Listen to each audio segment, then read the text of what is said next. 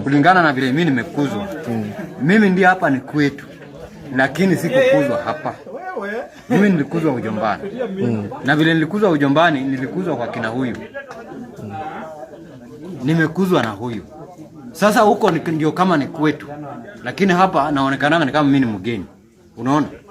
Kwa sababu babangu alikufa kama mimi bado niko na miezi ngapi? 2.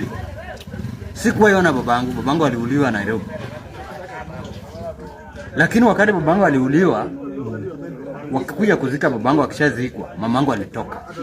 Juu alikuwa bado ni mdogo. Haizi kaa hapa peke yake, alitoka. Akaenda kaoleka mahali pengine. Penye alioleka huko alizaa vijana 5. Unasikia?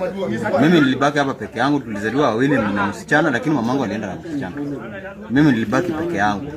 Nimefight peke yangu, sina kitu, masomo ni shida mpaka saa hii. Vile niko hivi.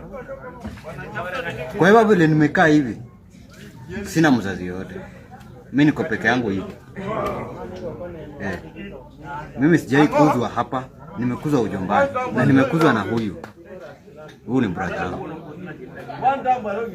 Siwezi sema hapa kwetu hapa kuna brother wangu kushinda huyu.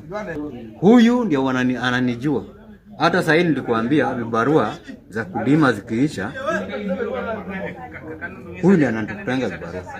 Mimi sijakuzwa huko. Nimekuzwa huko. Lakini ujombani kwangu ni hapa. Wakocha wangu ni bahari.